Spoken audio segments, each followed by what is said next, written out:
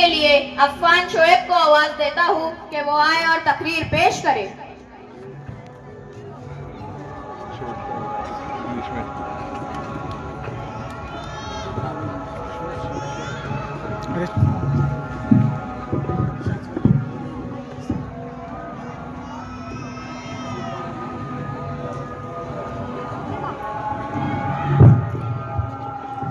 अल्हम्दुलिल्लाहि वस्सलातु वस्सलामु लिल्लाहि अम्मा बाद फ़ाऊज़ु बिल्लाहि मिनश शैतानिर रजीम बिस्मिल्लाहिर रहमानिर रहीम कुल्लु नफ्सिन ज़ाइक़तुल मौत सदक़ल्लाहुल अलीयुल अज़ीम।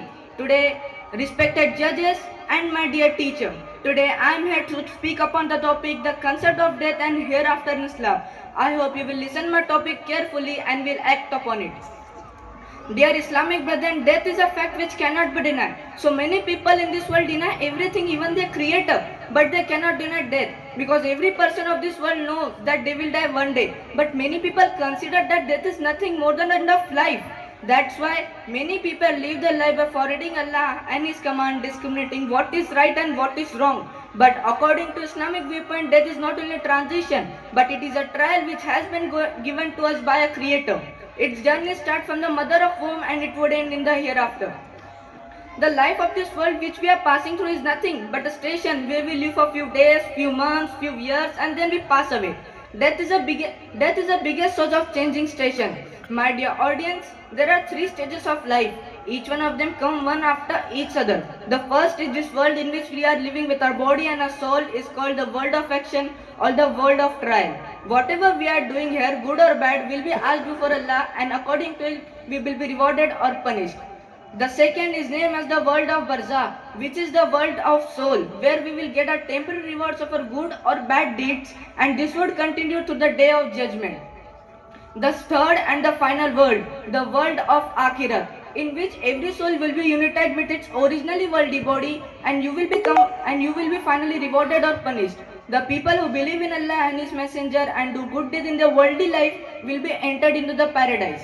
The people who deny all this and didn't believe in Allah and His Messenger will be thrown into the hell. My dear audience, one day every one of us have to die, and every one of us have to give answer of our good or bad deeds. Nothing we will carry with us. We have come single and we will go single. Nor our children, nor our property will benefit us. The only thing that will benefit us is our good deeds, our charity, our recitation of Holy Quran, and this will surely benefit us. And because of only these good deeds, we can enter into the paradise. As Allah says in Surah Al Imran, verse number 165, "Kullu nafsin za'iqatul maut, wa qala Allahu tuwaffawna ujurakum yawmal qiyamah, faman zuhziha 'anil nari wa udkhilal jannat faqad faz." Every soul will taste death, and you will be given your compensation on the day of judgment. So he was who drawn away from the fire and admitted to the paradise who attained his desire. Ahead, Allah says about the life of this world, وَمَا الْحَوَاةُ الدُّنْيَا إِلَّا مَتَاعُ غُرُورٍ. And the life of this world is nothing but the enjoyment of delusion.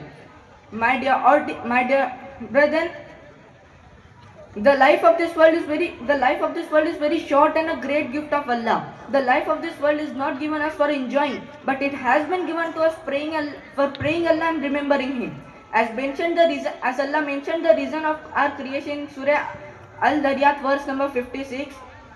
وَمَا خَلَقْتُ الْجِنِّ وَالْإِنسَ إِلَّا لِيَعْبُدُونَ. And I did not create the jinn and mankind except to worship me. And here I conclude my speech by saying 2 lines: Hail and give us tawfiq to live our life according to Islamic teaching. Amin.